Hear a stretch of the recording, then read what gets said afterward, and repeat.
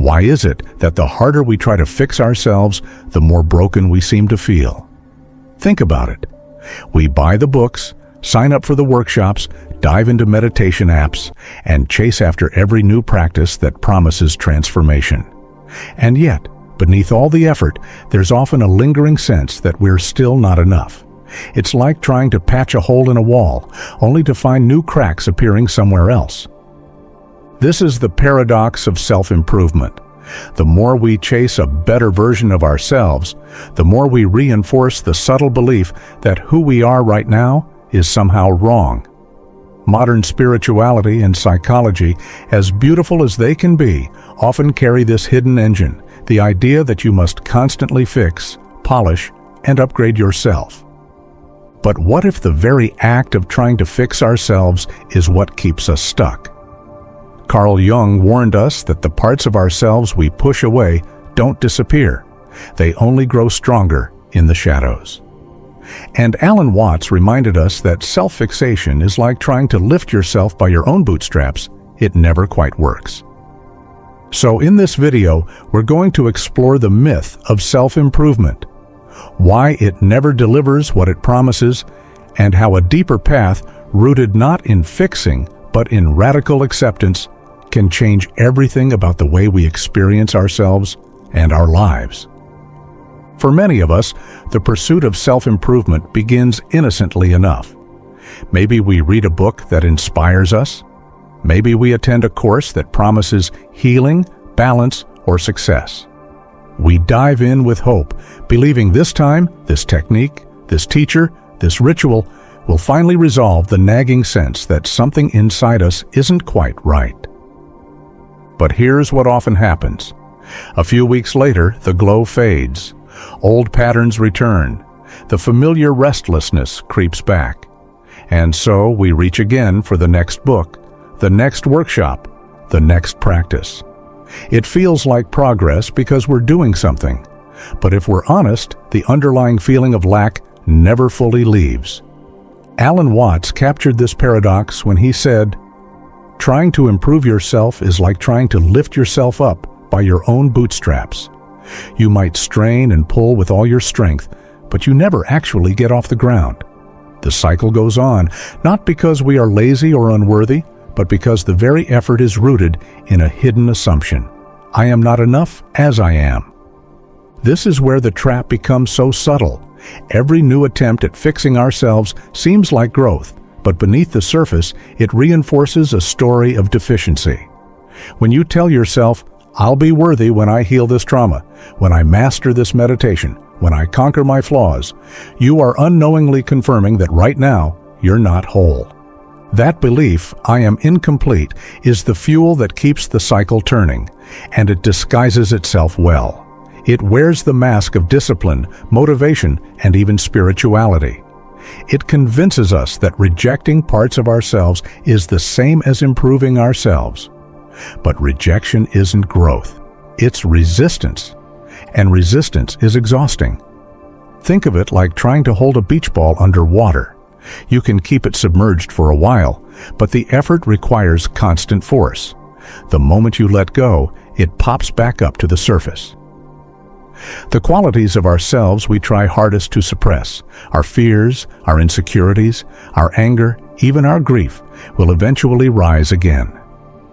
Not because we are failing, but because those parts were never meant to be exiled in the first place.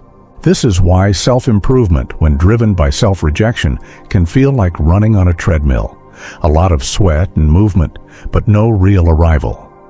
You may look back and see countless books read, countless rituals performed, but the essential hunger remains. The heartbreaking truth is that what we call improvement is often just another way of declaring war on ourselves. And war never leads to peace. At best, it creates temporary truces. At worst, it deepens the wounds it was meant to heal. The good news is this: noticing the cycle is the first step to stepping off it. Once we begin to see how this pattern keeps us locked in the very sense of lack we are trying to escape, we create the possibility of a different relationship with ourselves, one no longer based on fixing, but on understanding.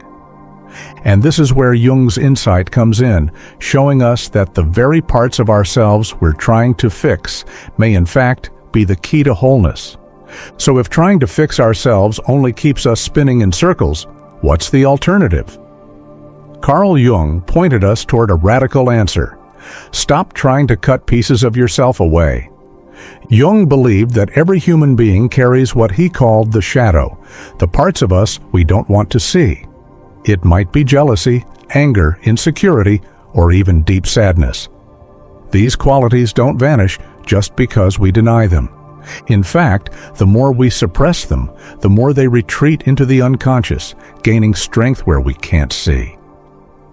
That's why the traits we dislike most about ourselves often erupt in moments of stress or get projected onto others.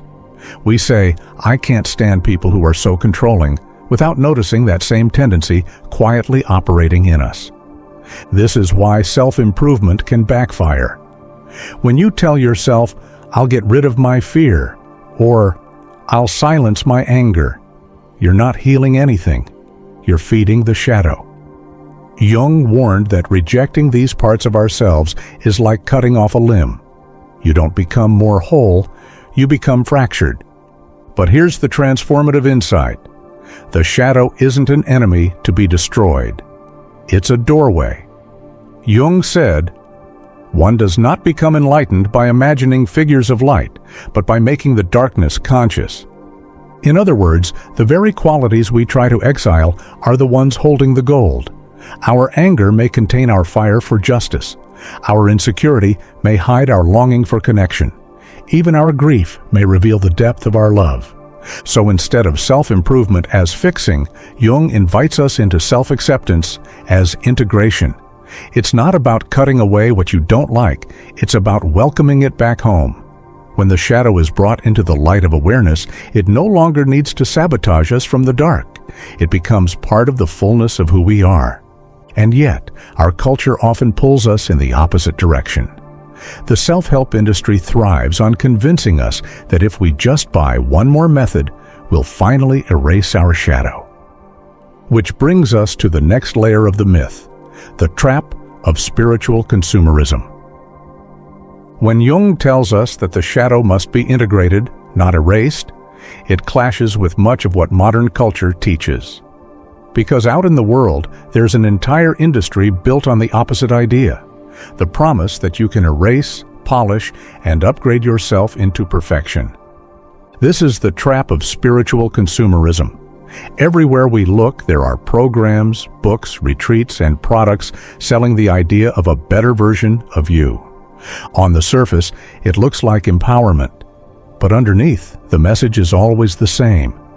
You are not enough as you are. The product is not actually wholeness, it's perpetual dissatisfaction. The industry doesn't thrive on resolution, it thrives on repetition. Each solution is designed to expire so that the cycle continues. You buy the meditation course that promises peace, only to find yourself restless again months later. You try the therapy trend that claims to heal all wounds, only to discover new ones. Instead of freedom, you're caught in a loop where self-improvement becomes just another consumer habit. Contrast this with ancient wisdom traditions. Whether it's Taoism, Buddhism, or Sufi mysticism, the message has always been clear. Transformation doesn't come from fixing yourself. It comes from recognition. Recognition that you were never broken in the first place. Recognition that wholeness isn't something you achieve. It's something you uncover. When we see this difference, the illusion begins to unravel. Self-help promises a finish line you never reach. Wisdom traditions reveal there was no race to run in the first place. And this is exactly where Alan Watts takes us, into the futility of striving itself and the clarity that comes only when we stop trying so hard. If the self-help industry thrives on keeping us chasing, Alan Watts dismantled the chase itself. His teaching was simple but unsettling. The self that tries to change itself is the very self creating the problem. It's a paradox that's easy to miss because striving feels so natural. When we feel restless, we try harder. When we feel inadequate, we push more. But Watts pointed out that this endless effort only tightens the knot. The more we struggle to change ourselves, the more we confirm that something is wrong. It's like trying to pull yourself out of quicksand. The harder you fight, the deeper you sink. Watts often used the image of muddy water. If you keep stirring it, the water only grows murkier. But if you stop and leave it alone, it naturally clears. The same is true with the mind. Constant striving, whether through self-help techniques, rigid discipline, or obsessive self-monitoring, creates agitation. It multiplies tension instead of releasing it. Only when we allow space, when we stop interfering, do we discover clarity that was already there. This isn't laziness or resignation, it's recognition. Watts wasn't saying, do nothing. In a passive sense, he was saying, drop the compulsive war with yourself. When the inner critic demands more effort, notice it. When the mind insists you must be different, pause. In that pause, you begin to see that the problem was never you. It was the belief that you needed fixing. And here lies the quiet truth. Effort fueled by resistance always collapses. But when we shift from control to acceptance, something softer emerges. The water clears on its own. The tension dissolves without force. Striving was never the key. Surrender was. This is what Watts meant when he warned us about the futility of self-improvement. The more you strive, the further you drift. The moment you stop, you realize you were home all along. And that realization leads us to this question. If striving only tightens the knot, then what loosens it? The answer is what psychologists and mystics alike call radical acceptance. At its heart, it means meeting yourself exactly as you are without the demand to be different. This can feel counterintuitive. We're conditioned to believe acceptance is weakness, that if we stop pushing ourselves, we'll stagnate. But acceptance isn't resignation. It's the opposite of self-abandonment. It's standing with yourself instead of against yourself. When you stop declaring war on who you are, you stop feeding the very battles that drain you. Imagine living with a constant inner critic, always pointing out flaws and demanding improvements. Radical acceptance is like saying to that voice, I hear you, but I'm not going to treat myself as an enemy anymore. The moment you drop the fight, energy that was trapped in resistance becomes available for genuine growth. Jung showed us this through the shadow. Healing doesn't come from amputating parts of ourselves, but from integrating them. Watts revealed it through surrender. Clarity arises when we let go of the illusion of control. Both point to the same doorway, acceptance. And here's the paradox. True transformation doesn't begin when we improve ourselves. It begins when we stop trying to improve and start allowing ourselves to be. Acceptance doesn't erase our struggles, but it changes our relationship to them. Fear no longer has to be a weakness. It can be a signal. Anger no longer has to be suppressed.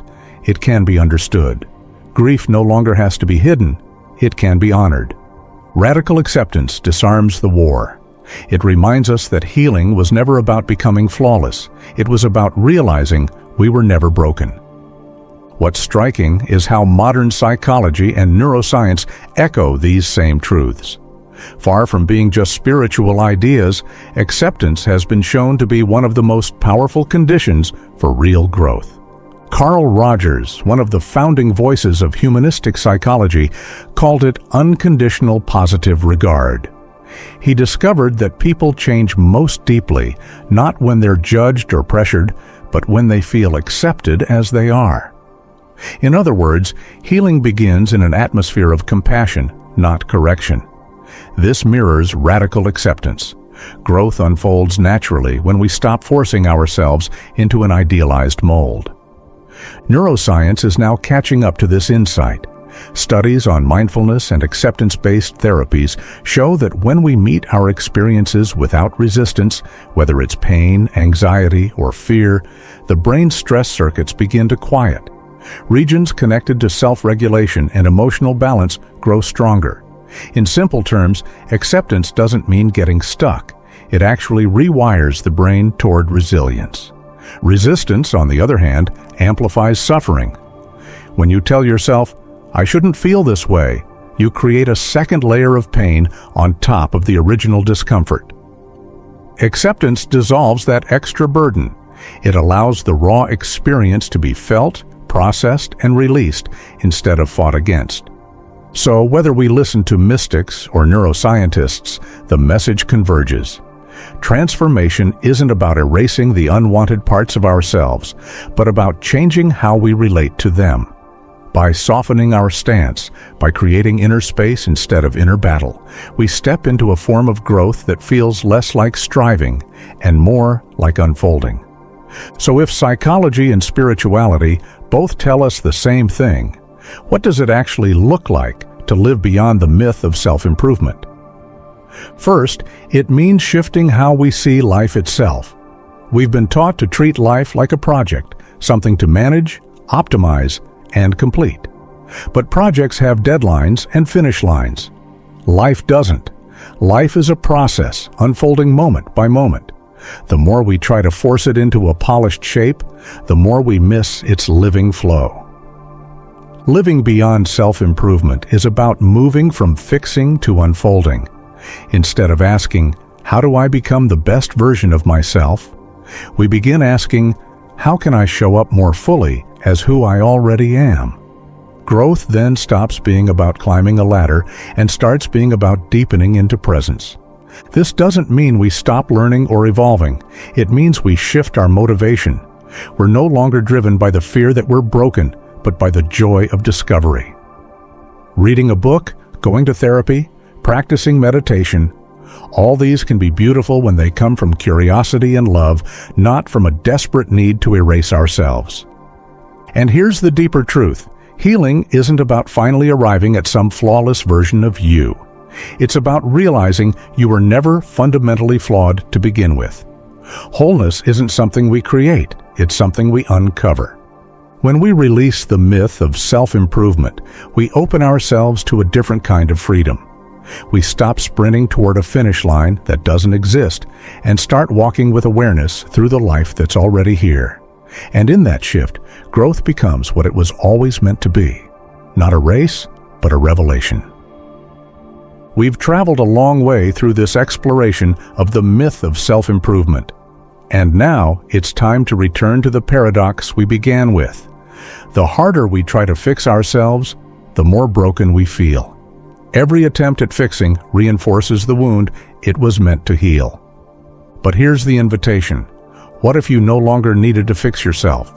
What if you were never broken in the first place? The moment we stop trying to fix ourselves, we discover we were never broken. Carl Jung showed us that the shadow isn't something to cut away, it's part of the gold of our wholeness. Alan Watts reminded us that striving only deepens the struggle, while acceptance allows the muddy waters to clear on their own. And psychology and neuroscience affirm the same truth. Healing comes not from rejection, but from compassion. When you stop treating your life as a project and begin to see it as a process, something remarkable happens. Growth ceases to be a frantic chase for perfection and becomes a gentle unfolding. Healing no longer looks like patching up a cracked vessel. It looks like realizing the vessel was never shattered, only waiting to be seen in its fullness. Think of the years you've spent trying to become someone else, more spiritual, more disciplined, more successful, more enough. Every step on that path may have brought insight, but the finish line always seemed to recede. That's because there was never a finish line. The wholeness you were searching for has been with you all along. Alan Watts once said, "The moment you stop trying to become, you realize you already are." That's the essence of radical acceptance. The moment you stop fighting yourself, the war ends.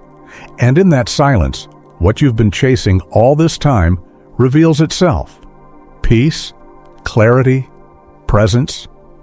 So, as you reflect, ask yourself gently, where in my life am I trying too hard to be someone other than who I am? What would happen if I laid down the effort and simply allowed myself to be? The myth of self-improvement dissolves the moment you realize this. You are not a problem to be solved. You are a mystery to be lived. And that is more than enough.